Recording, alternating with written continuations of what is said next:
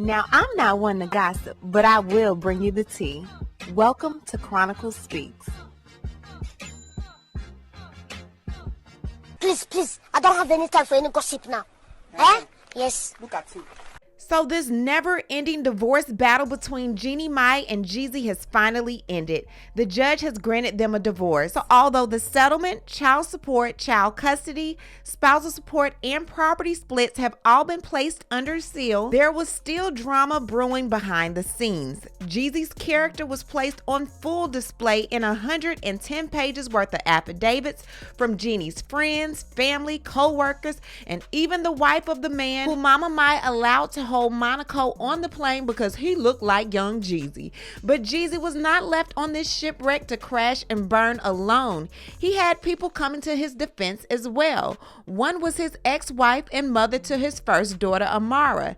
This ex-wife is Mahlet, and with the past that these two have had, what she had to say about Jeezy will surprise you. We will talk about this and much more, but before we do, please be sure to subscribe to this channel and hit the bell for notifications so you don't miss out on any news regarding this story and so much more. Now let's get back into it. So from the moment Jeezy filed for divorce in September, I told you all that this divorce was going to get messy. Jeannie Mai went from trying to save her marriage and her family to an all-out war, insinuating Jeezy cheated. She tried to contest the prenup. Jeezy stated that she was trying to gatekeep the baby. She showed Jeezy walking around the house like a no-limit soldier that left guns around. And lastly, she stated that he was an abusive husband and was very controlling. Now, of course, Jeezy took his shots back at Jeannie Mai, questioning why she would even want to have a second baby via in vitro if things were so bad. He even stated that Jeannie packed up their entire home and left with the baby without even telling him, as well as questioning Jeannie Mai's mother, Mama Mai's grandmothering skills.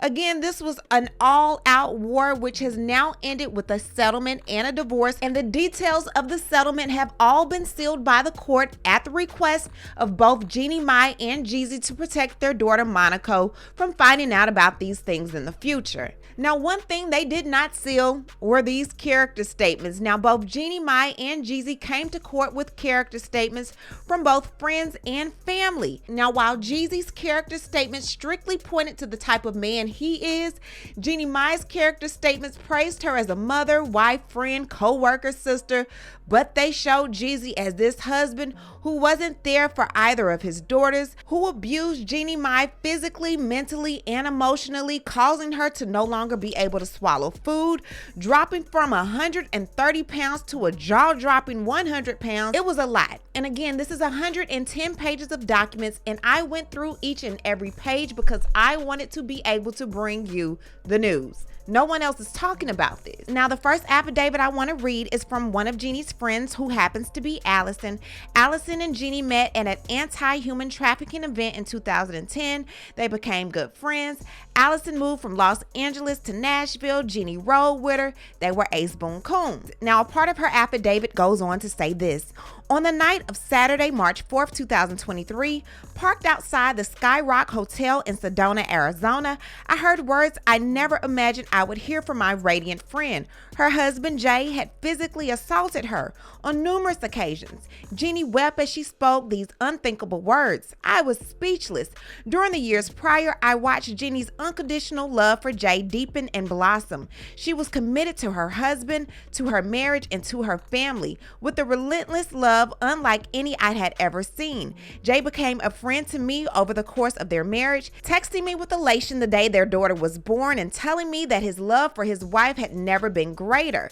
Just 3 weeks after their daughter's birth in January 2022, Jay physically assaulted Jeannie for the first time. As their marriage unraveled into the spring and summer of 2023, I spoke to Jeannie nearly every day. I witnessed her undergo physical, emotional, and psychological abuse. I watched her wither under the hand of an intensely controlling husband. Some days he was the man that she had fallen in love with, sharing effusive messages of his deep, committed, and unyielding love for her up until the very week of his divorce filing. Other times he would stonewall Jeannie for weeks on end, ignoring her and avoiding her in their own household. He would would regularly obsess over where she was, who she was with, and who she was speaking to, which led Jeannie to rarely leave the home or to see people in Atlanta.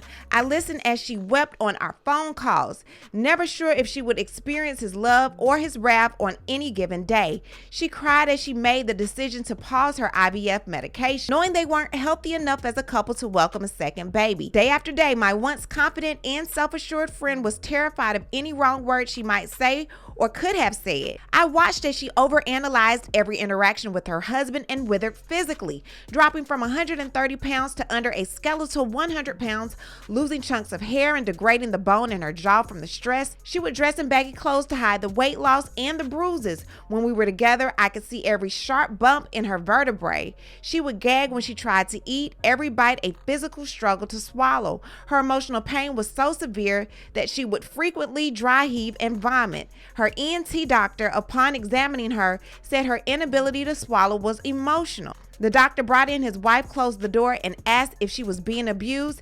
As a friend, it was devastating to watch Jeannie suffering. Amidst the fear, the confusion, and the physical abuse, Jay hitting, choking, and pushing her down the stairs, Jeannie was frantic to save her marriage and maintain a stable home for their daughter and stepdaughter. It was as if she was drowning, flailing, and grasping at the sides of a boat of which her husband stood looking down at her. She would call me regularly to discuss strategies for their therapy calls and pathways to heal from the abuse. How could they make it better? How could she be a better wife? I watched Jeannie fight with her life for her family, even when most women would and arguably should leave a marriage. I was on the phone with Jeannie when she learned through a news article that Jay had suddenly filed for a divorce. That week, when she found Jay's assault rifle lying on the floor of their house, fully accessible to their daughter, I begged for her and Monaco to come and stay with me in Nashville, which they did. On multiple occasions, Jeannie told me she feared for her life. Throughout those weeks and sometimes to this day, I fear for her safety too.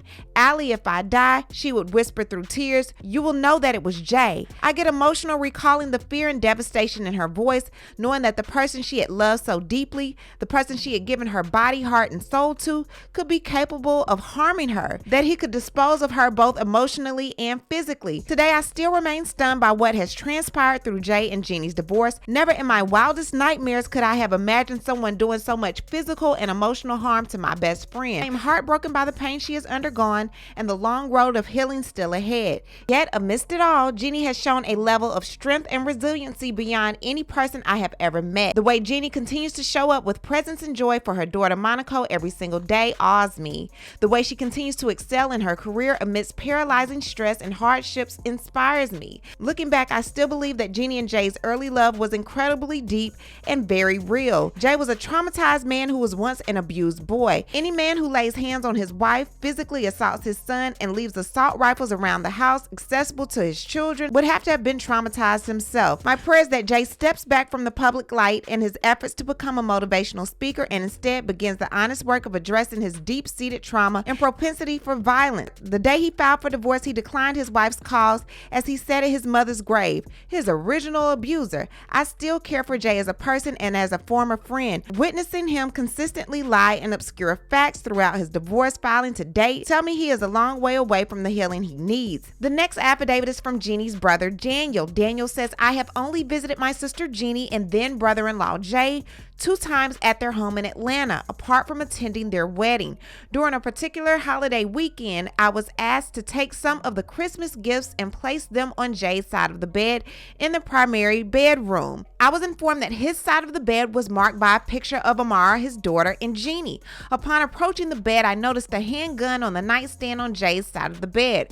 While I wasn't entirely surprised that Jay might own guns, I was taken aback by the positioning of the gun and the irony of it being beside a family picture of my sister and his daughter.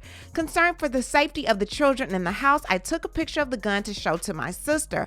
I wanted to ensure that the gun was safely put away, especially since Amara often follows Jeannie into their bedroom.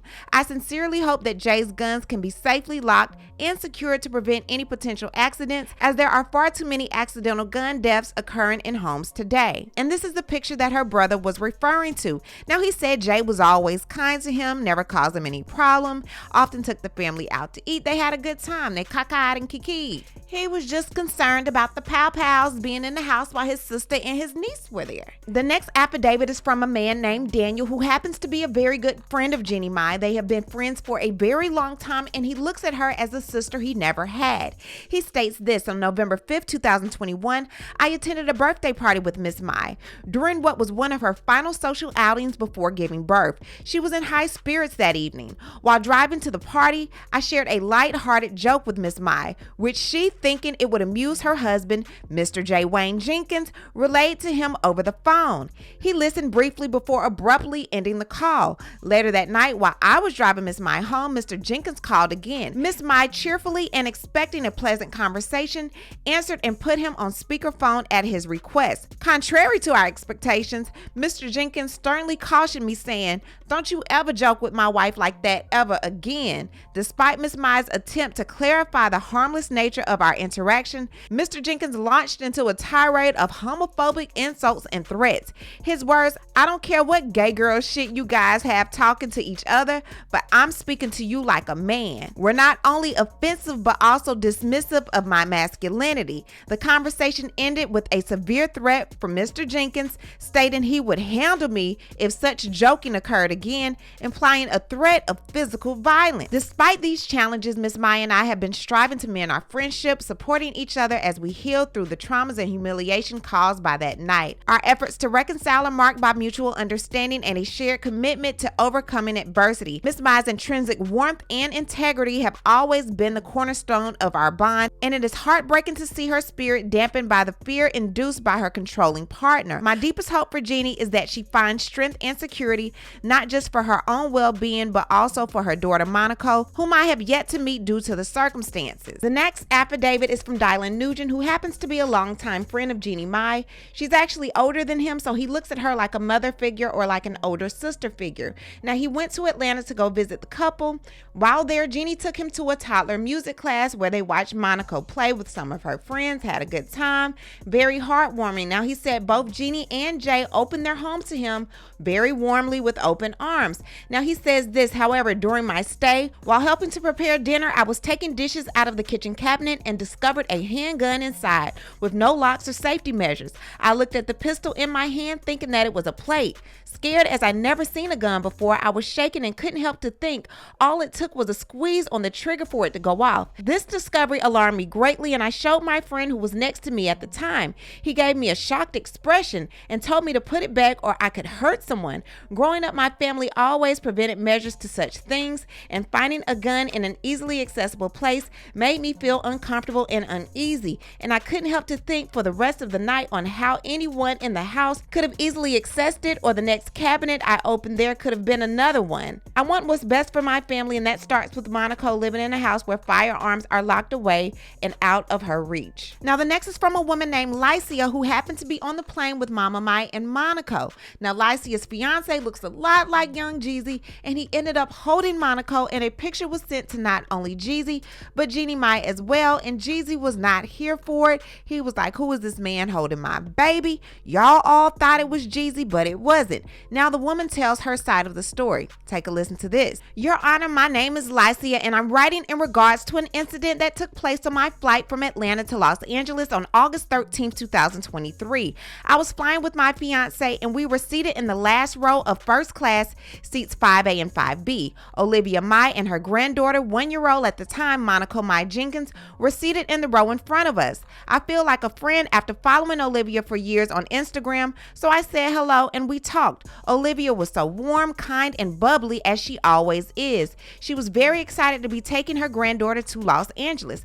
After takeoff, Monaco was extremely restless and tired. Olivia Mai was trying her best to hold her and entertain her while walking her up and down the aisle, but eventually Monaco ran over to my fiance because he was wearing black sunglasses and resembled her father. We all laughed and thought it was adorable as Monaco stayed with my fiance and I for a couple of minutes in hopes to calm her down. He also had an orange Hermes blanket that Olivia said Monaco's father also had, so Monaco demanded it and started to fall asleep with it. Olivia Mai took a picture to share with Monaco's mom and dad, because what were the chances my fiance resembled her father and having the same blanket? My fiance held Monaco for no more than 2 minutes total when Olivia Mai immediately took Monaco back. For the rest of the flight, Olivia fed Monaco, cared for Monaco, played with Monaco, and entertained her the entire 5-hour flight to Los Angeles. I witnessed her being completely present with Monaco, giving her the utmost tender love and care. Everybody in first class really loved Olivia Mai in Monaco's presence. It was a beautiful sight to watch a grandmother love and care for her granddaughter so much. We all loved her bubbly personality, and she's also very funny. We had a great time on the flight together, and Olivia even asked to exchange numbers with me. It broke my heart when I heard the false allegations that Olivia Mai let my fiance hold Monaco for any longer than the 2 minutes he actually did. It's sad to twist the story of pure love between a grandmother and her granddaughter. I can already tell the beautiful bond between the two, and I am here to say that the responsible care and attention to Monaco from Olivia Mai is 100% pure and safe. Now the next affidavit is from Jeannie Mai's mother's friend, Rosalinda. Now Rosalinda was the one that Jeezy said the mother's friend came over and stayed over for like 2 or 3 weeks, and he was ready for him to go home and he didn't feel welcomed in his own house. Well, she has a little bit of proof that that was not the case.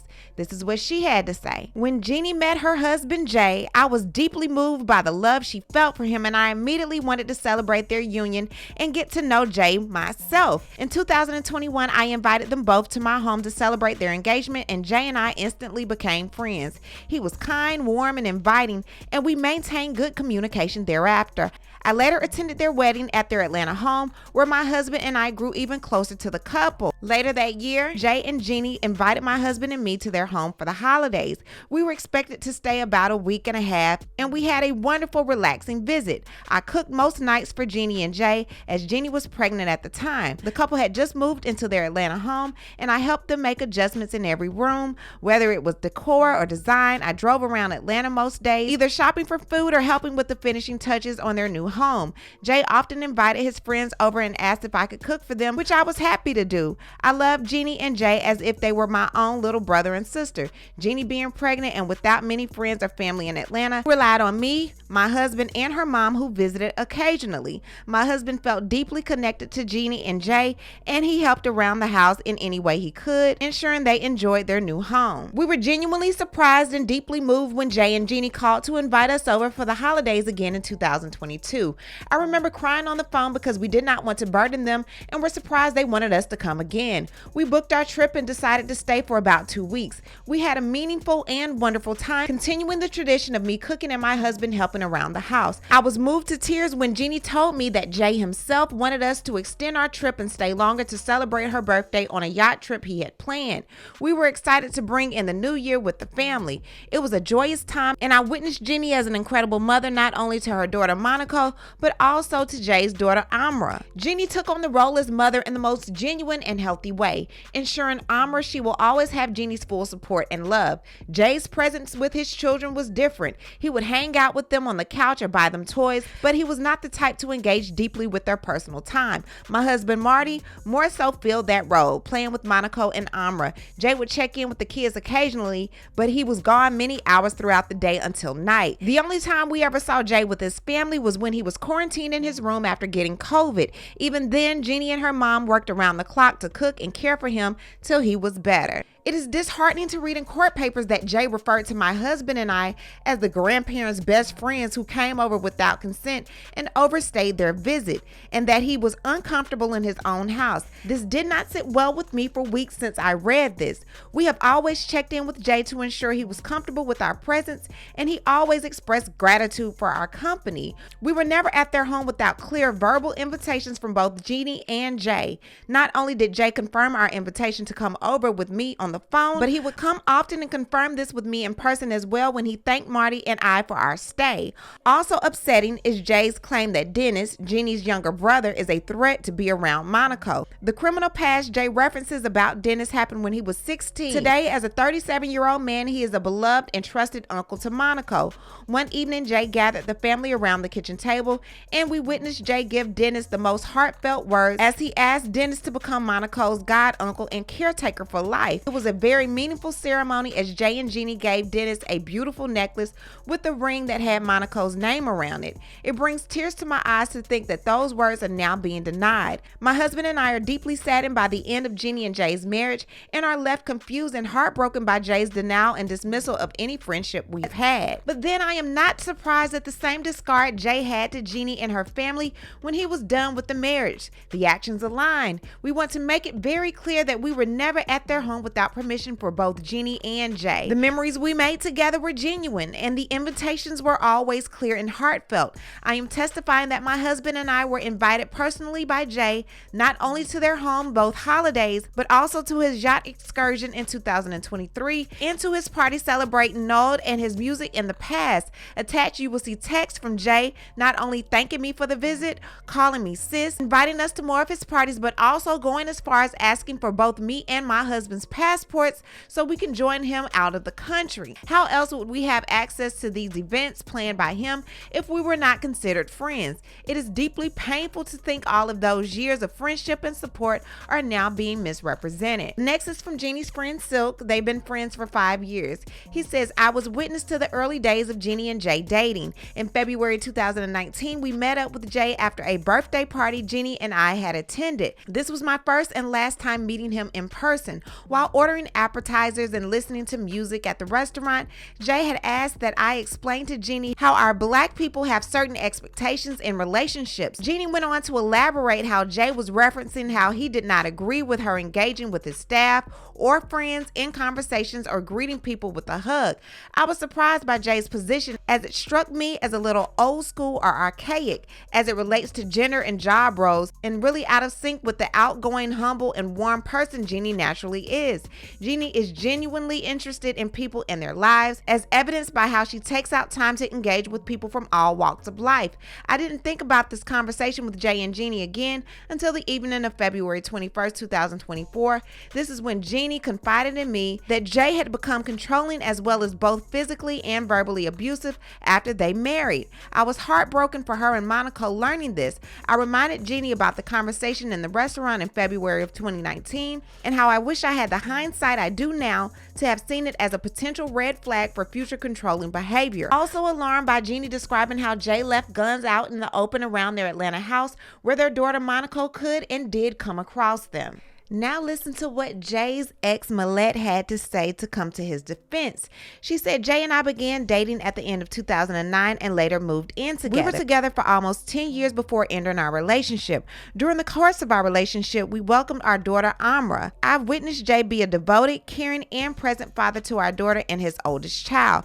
For almost 4 years, Jay's eldest child lived with us, and I was able to see their relationship grow every day. At no point was Jay ever physically, mentally, or emotionally abusive to his children or I. Jay is one of the most peaceful people I have ever met.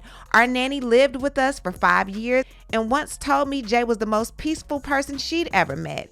I've never seen him raise his voice or become violent towards anyone. The man I've known for years is protective, respectful, and extremely caring. At no point during our relationship did Jay ever hit me, throw anything at me, push me, or cause any physical harm. That is just not the type of man he is. Jay always goes out of his way to ensure our safety, even after the relationship ended, because that's the type of man he is. Jay is extremely protective but never violent. For example, Jay had an Uber or Lyft drop him off outside of our gated community and walk the rest of the way in the rain because he didn't want the driver to know where I lived. While we lived together, Jay owned guns, but they were always stored away because we had children. The guns were only for protection or in case of an emergency. Jay had never been careless or neglectful with his guns. Jay would never just leave his guns around the house. We had our 2 children living with us, and I would never allow that type of behavior. When Jay and Jeannie started dating, she never reached out to introduce herself or to talk to me. Even though Amra spent a lot of time at Jay's house, she didn't even reach out after they got married. Jeannie was obsessed with our daughter Amra, and Amra became obsessed with her too. Amra was always talking about how cool Jeannie was, the clothes she wore, and all the stuff Jeannie let her do. I am very religious, and Jay approves of the way I'm raising our daughter Amra. However, I guess Jeannie wanted to be the cool stepmom and started to negatively influence Amra.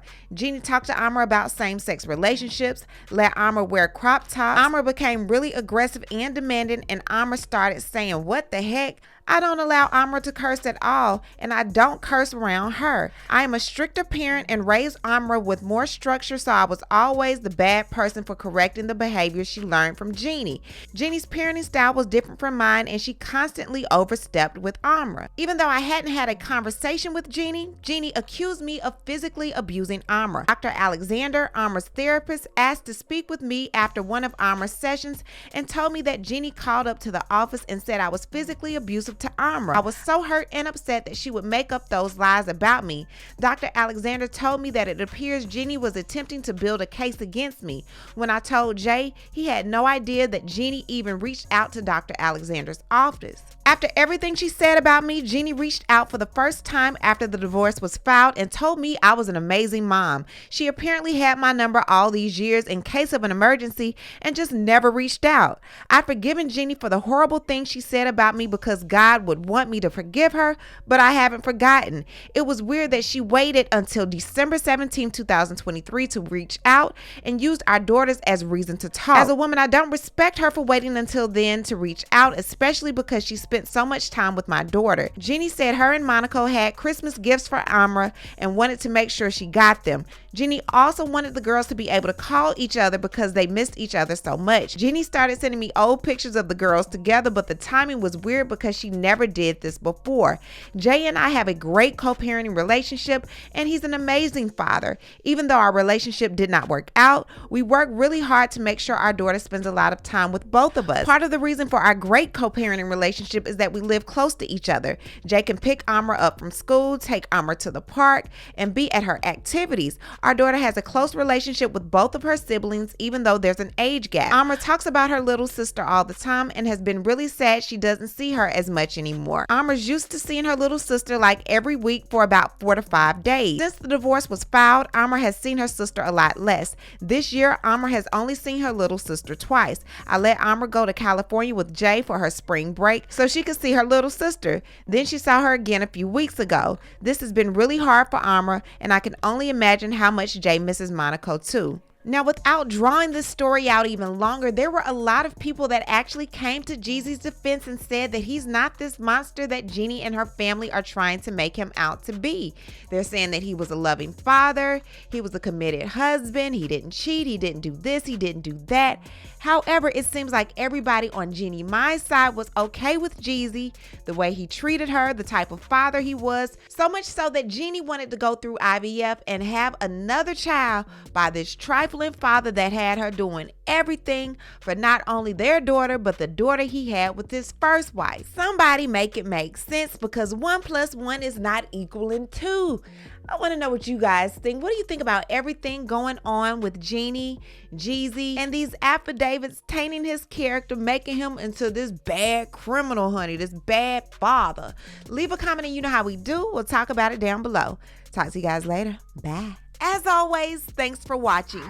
Don't forget to hit that subscribe button, hit the like button, and hit that bell so you don't miss out on any of my new episodes.